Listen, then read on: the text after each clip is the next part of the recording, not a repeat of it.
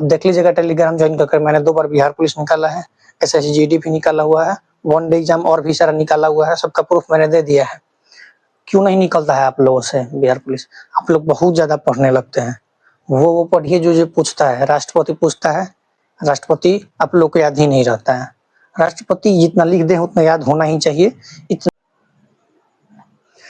जय हिंद दोस्तों, आप भी अगर तैयारी कर रहे हैं बिहार पुलिस और मद्य निषेध का, तो ये राष्ट्रपति के लिए, राष्ट्रपति का जो टॉपिक है बहुत इंपॉर्टेंट है। तो आज हम लोग देखते हैं राष्ट्रपति का सही कौन कौन सा क्वेश्चन बन सकता है राष्ट्रपति से, हम लोग देख लेते हैं। देखिए, राष्ट्रपति अनुच्छेद 52 से 61 तक में दिया रहता है। वैसे इससे एक्स्ट्रा भी है, लेकिन मेन जो होता है ना यही है 52 से 61 तक। तो इसको हम लोग ट्रिक से याद कर लेते हैं, जो ट्रिक आप लोग देखे भी होंगे बहुत सारा जगह। ये ट्रिक है पकानी कोका दुयो दशम, ये ट्रिक है।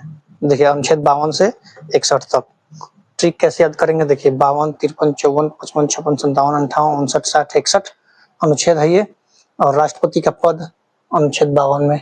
देखिए, पकानी कोका दुयो दशम, 52, 53, 54, 55, 56, 57, 58, 59, 60, 61। देखिए, राष्ट्रपति का पद अनुच्छेद 52, प से पद अनुच्छेद 52, पकानी कोका दुयो दशम, प से पद, अब 52 में पद है। 53 में का से कार्यपालिका का प्रमुख होता है राष्ट्रपति। जैसे कोई भी काम हो सेंट्रल में तो ये राष्ट्रपति के नाम से ही होता है, तो कार्यपालिका का प्रमुख होता है राष्ट्रपति। पकानी, नी से निर्वाचन, 54 में आता है निर्वाचन मतलब चुनाव। कैसे मतलब ये इसमें चुनाव का बात लिखा गया है इसमें। उसका अनुच्छेद 55 में कोटा है, को से कोटा मतलब कैसे चुनाव होगा, ठीक है, उसके बारे में प्रोसेस लिखा है 55 में। 56 में लिखा है का से हो जाएगा कार्यकाल, कार्यकाल 5 वर्ष का होता है। यहाँ भी का है, यहाँ भी का है, तो पहले जो का मिलेगा उसका अर्थ होगा कार्यपालिका का प्रमुख, लेकिन जो 56 में का है उसका अर्थ होगा कार्यकाल। देखिए, ये बहुत इंपॉर्टेंट है। जैसे आप लोग पूरा, जिसको बिहार पुलिस क्यों नहीं निकलता है बहुत सारे लोगों से, मैंने निकाला हुआ है, जिसका प्रूफ मैंने टेलीग्राम पे डाल दिया है। आप देख लीजिएगा टेलीग्राम ज्वाइन कर मैंने 2 बार बिहार पुलिस निकाला है, SSC GD भी निकाला हुआ है, 1 डे एग्जाम और भी सारा निकाला हुआ है, सबका प्रूफ मैंने दे दिया है। क्यों नहीं निकलता है आप लोगों से बिहार पुलिस? आप लोग बहुत ज्यादा पढ़ने लगते हैं। वो पढ़िए जो पूछता है, राष्ट्रपति पूछता है, राष्ट्रपति आप लोग को याद ही नहीं रहता है। राष्ट्रपति जितना लिख दे उतना याद होना ही चाहिए, इतना ही से पूछता है। देखिए, यहाँ पे भी जो लिखा है सिर्फ इतना ही नहीं, ये लिखा है जो, और ये जो लिखा है ये पूरा याद होना चाहिए। राष्ट्रपति इससे बाहर नहीं पूछता है, ठीक है। तो आप लोग को इतना याद कर ही लेना है। उसके बाद आया हमारा पकानी कोका दू से अनुच्छेद 57 में है, दू से दोबारा मतलब कोई भी व्यक्ति राष्ट्रपति दोबारा बन सकता है। जैसे डॉक्टर राजेंद्र प्रसाद 2 बार बने थे, तो अनुच्छेद 57 में लिखा है कि कोई भी राष्ट्रपति दोबारा बन सकता है, जरूरी नहीं है कि एक भी बार बने, जब तक उसका मन तब तक बार बन सकता है। 58 में है योग्यता, ठीक है, राष्ट्रपति बनने के लिए क्या योग्यता होनी चाहिए, तो मैंने लिखा है नीचे, पहले इसको देख लेते हैं, याद कर लेते हैं। अनुच्छेद 59 में है दशा, मतलब राष्ट्रपति बनने के लिए क्या दशा होना चाहिए, ठीक है। अनुच्छेद 60 में है शपथ, ठीक है। अनुच्छेद 61 में है महाभियोग, महाभियोग मतलब हटाने का प्रक्रिया। अब राष्ट्रपति है, पावरफुल पोस्ट है, उसको ऐसे तो नहीं हटा सकते ना कि आया कोई बोला कि हट जाओ, हटा दिए, ऐसा नहीं है। उसके लिए महाभियोग लगाना पड़ेगा, तब राष्ट्रपति को हटाया जा सकता है। महाभियोग मतलब संसद के दोनों सदनों से पारित कराना पड़ता है विधेयक, तब जाके हटता है। महाभियोग द्वारा राष्ट्रपति हटाया जा सकता है, तो इसके लिए लंबा प्रक्रिया है, ठीक है। विशेष बहुमत से ही हटाया जा सकता है, नॉर्मल बहुमत से नहीं हटाया जा सकता है। तो इतना याद कर लीजिएगा, ये बहुत जरूरी है। राष्ट्रपति का पद, कार्यपालिका बहुत ही इम्पोर्टेंट, बहुत इम्पोर्टेंट है। राष्ट्रपति पूछता है। तो राष्ट्रपति का पद, कार्यपालिका प्रमुख, निर्वाचन, कोटा, कार्यकाल, दोबारा निर्वाचन हो सकता है, योग्यता, दशा, शपथ, महाभियोग, पकानी कोका दुयो दशम, ऐसे याद कर लीजिएगा 52 से लेकर 61 तक। चलिए, और उसके बाद देख लेते हैं हम लोग, राष्ट्रपति के लिए न्यूनतम आयु कितना होना चाहिए? 35 वर्ष। 35 वर्ष से कम अगर आप हैं तो आप राष्ट्रपति नहीं बन सकते हैं। 35 वर्ष होना चाहिए, 35 या इससे ज्यादा, इससे कम नहीं चलेगा। अच्छा, आप लोग बताइए, कमेंट में आप लोग बताइएगा कि प्रधानमंत्री बनने के लिए कितना उम्र चाहिए, न्यूनतम आयु। आप लोग कमेंट में बताइएगा, कमेंट में इसका मैं जवाब भी दे दूंगा। लोकसभा का सदस्य निर्वाचित होने की योग्यता हो, मतलब राष्ट्रपति वही बन सकता है जो लोकसभा का सदस्य निर्वाचित होने की योग्यता रखता हो। ठीक है, सेंट्रल में हम लोग का दो होता है, लोकसभा होता है, राज्यसभा होता है। तो राष्ट्रपति वही बन सकता है जो लोकसभा बनने लायक हो, लोकसभा का सदस्य बनने लायक हो। और उपराष्ट्रपति राज्यसभा के सदस्य बनने के लायक हो, वही उपराष्ट्रपति बन सकता है। ठीक है, तो याद रखिएगा, पूछता है कि राष्ट्रपति के बारे में निम्नलिखित में से कौन सा सत्य है। और एक ऑप्शन में रहेगा लोकसभा का सदस्य निर्वाचित होने की योग्यता रखता हो, दूसरा ऑप्शन में होगा राज्यसभा की निर्वाचित होने की योग्यता रखता हो, तीसरा में कुछ और रहेगा, चौथा में कुछ और रहेगा। तो ये वाला रहेगा, जो भी लंबा लंबा बड़ा बड़ा क्वेश्चन पूछता है ऐसा ही पूछता है, और लोग बोलता है कहाँ से आ गए, यहीं से आया है, नॉर्मल क्वेश्चन है। लोकसभा का सदस्य निर्वाचित होने की योग्यता रखता हो, बहुत आसान क्वेश्चन आता है बिहार पुलिस में, अच्छे से आप थोड़ा थोड़ा पढ़ लीजिएगा तो हो जाएगा। और उस पर देखिए 50 प्रस्तावक और 50 अनुमोदक होना चाहिए। आप राष्ट्रपति का चुनाव लड़ने जा रहे हैं तो आपका कम से कम 50 प्रस्तावक और 50 अनुमोदक होना ही चाहिए। 50 प्रस्तावक मतलब कि 50 ऐसे एमपीज होना चाहिए, ऐसे सदस्य होना चाहिए लोकसभा या राज्यसभा के जो आपका नाम प्रस्तावित करें। जैसे मान लीजिए मेरा नाम शुभम है, ठीक है, तो हम खड़ा होना चाहते हैं राष्ट्रपति के पद के लिए, चुनाव के लिए, तो 50 सांसद ऐसे होना चाहिए जो मेरा नाम आगे बढ़ाए कि हाँ शुभम सिंह जो है उसका हम समर्थन करते हैं, ये लड़ना चाहते हैं। ठीक है, 50 प्रस्तावक होना चाहिए, 50 उसके सपोर्टर में होना चाहिए। अनुमोदक मतलब सपोर्टर, 50 लोग बोले कि शुभम लड़ना चाहते हैं, ये लीजिए शुभम का नाम, और 50 सपोर्ट करने के लिए हो कि हाँ भाई हाँ हम भी इनके साथ हैं, तो 50 प्रस्तावक 50 अनुमोदक होना चाहिए। ठीक है, ये भी पूछता है कि राष्ट्रपति के लिए निम्न में से कौन सा सत्य है, और 50 प्रस्तावक 50 अनुमोदक, 20 प्रस्तावक 20 अनुमोदक, और जो राष्ट्रपति के लिए होता है, उपराष्ट्रपति के लिए होता है और भी होता है 10 प्रस्तावक 10 अनुमोदक, ऐसे दे देगा। तो आप लोग याद रखिएगा 50 प्रस्तावक और 50 अनुमोदक होता है राष्ट्रपति के पद के लिए।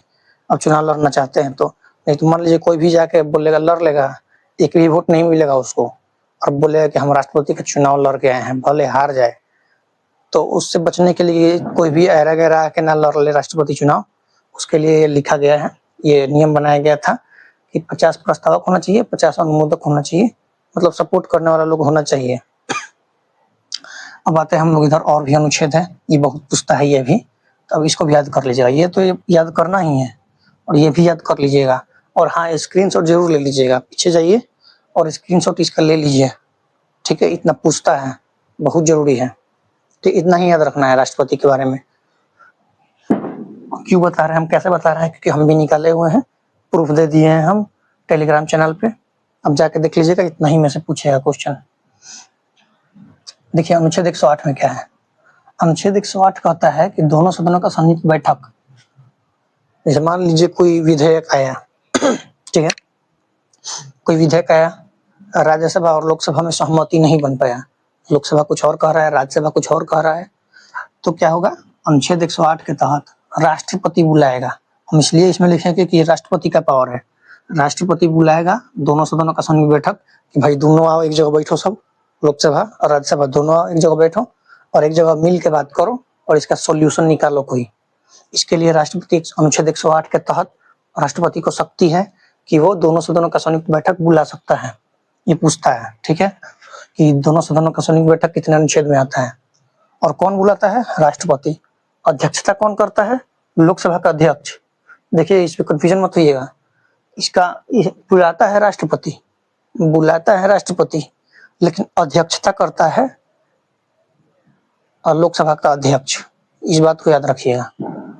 उसके बाद देखते हैं हम अनुच्छेद 72 में क्या है, क्षमादान का शक्ति। अनुच्छेद 72 में क्षमादान का शक्ति है, मतलब क्या हुआ कि राष्ट्रपति किसी को क्षमा कर सकता है, करवा सकता है क्षमा। जैसे मान लीजिए कोई है जिसको फांसी का सजा मिल गया, सुप्रीम कोर्ट उसका आदेश दे दिया कि फांसी का सजा होगा इसका, लेकिन राष्ट्रपति अनुच्छेद 72 के तहत फांसी का सजा को माफ कर सकता है और कोई रोकने वाला नहीं होगा, वो माफ कर सकता है राष्ट्रपति। ठीक है, तो क्षमादान शक्ति जो मिलता है राष्ट्रपति को अनुच्छेद 72 के तहत मिलता है, ठीक है ना, इसको याद रखिएगा। क्षमादान शक्ति में सिर्फ माफी करना नहीं आता है। मान लीजिए आपको फांसी का सजा मिला, राष्ट्रपति के पास आप रिक्वेस्ट भेजें, राष्ट्रपति को आपका रिक्वेस्ट ठीक लग गया, वो आपका क्या करेगा, फांसी का सजा को बदल देगा और आजीवन कारावास में कर देगा कि ठीक है फांसी मत लटकिए, तो जीवन भर कारावास में तो कम से कम रहिए, वो कर सकता है।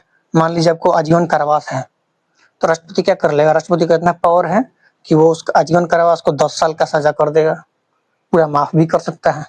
बहुत सारा टाइप का होता है इसमें, उतना नहीं अंदर जाना है, कहेगा तो उतना नहीं बता देंगे हमको सब मालूम है तो उतना बता देंगे, लेकिन उतना डिटेल में नहीं जाना है हमको। जितना पूछता है उतना ही पढ़ना है बिहार पुलिस के लिए, और वनडे जितना एग्जाम है SSGD वगैरह के लिए भी इतना ही पूछता है, वो भी मैंने निकाला हुआ है।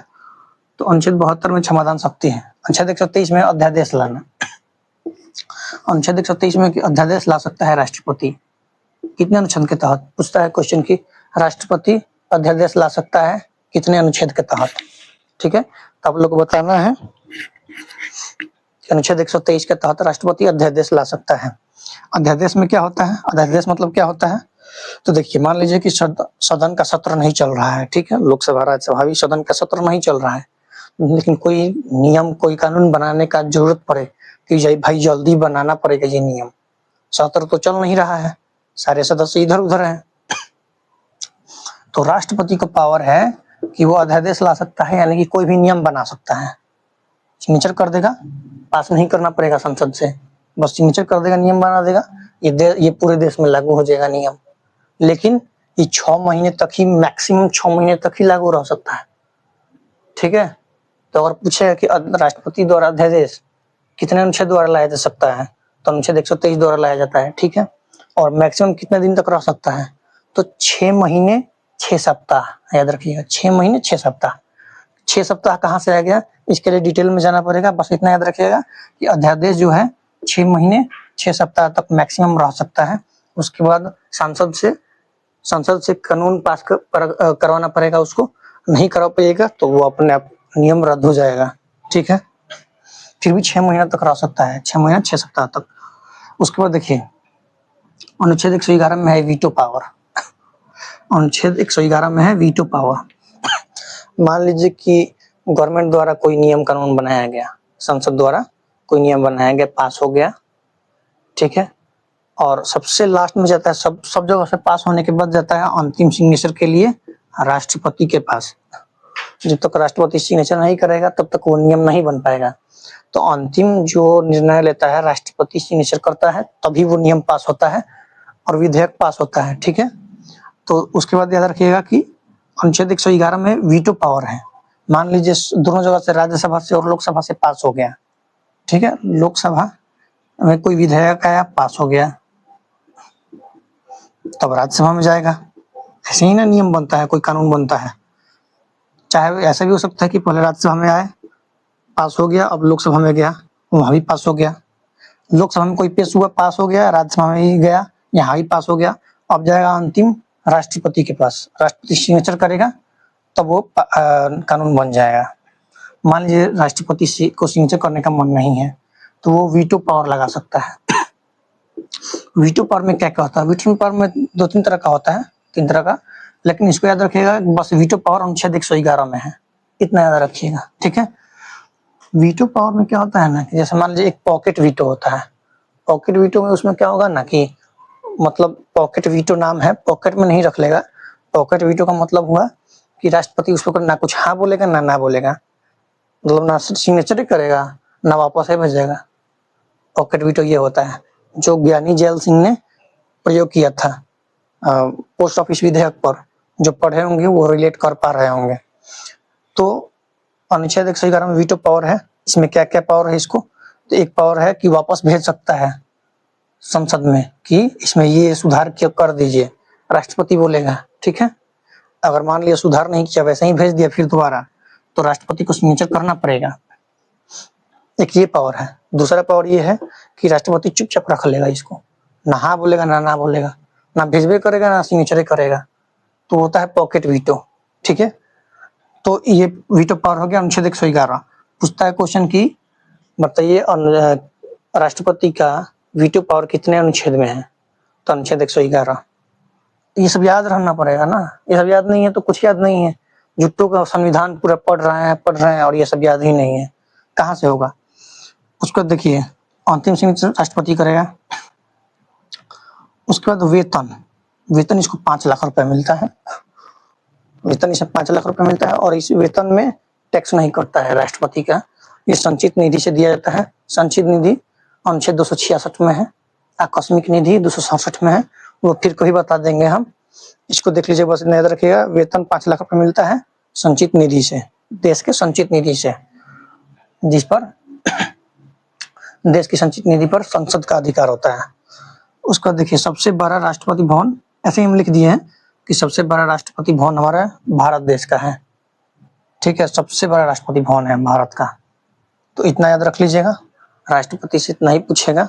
अभी जो 14 तारीख का मद्य निषेध होने वाला है, जो तो 14 तारीख को मद्य निषेध 14 तारीख से स्टार्ट होने वाला है बिहार मद्य निषेध का, उसके लिए बहुत जरूरी है। राष्ट्रपति पूछता है क्वेश्चन, बहुत ही इंपॉर्टेंट है, इसको याद कर ही लेना है। और बाकी ये जितना लिखा है बहुत कम लिखा है, लेकिन बहुत इंपॉर्टेंट लिखा है, इसको याद कर लीजिए। अगर कोई कंफ्यूजन है तो आप जरूर पूछिएगा। और देखिए, राष्ट्रपति लोकसभा और राज्यसभा का सदस्य नहीं होता है, वो खुद संसद का भाग है। राष्ट्रपति अकेला एक संसद का भाग है। संसद में 3 चीज आता है, लोकसभा, राज्यसभा और राष्ट्रपति। संसद के सदन पूछेगा तो 2 सदन, लोकसभा सदन, राज्यसभा सदन। राज्यसभा को उच्च सदन, लोकसभा को निम्न सदन। और संसद का सदन पूछेगा तो 2, लेकिन संसद के भाग पूछेगा तो 3, राज्यसभा, लोकसभा और राष्ट्रपति। तो इन तीनों, जितना बोले हैं उतना याद रखिएगा, और जितना लिखवा दिए हैं इतना ही से पूछेगा। 1 से 2 क्वेश्चन पूछ लेता है, इसको याद रखना है। बाकी सब हम बता ही दिए हैं। अगर कोई कंफ्यूजन है तो आप जरूर पूछिएगा।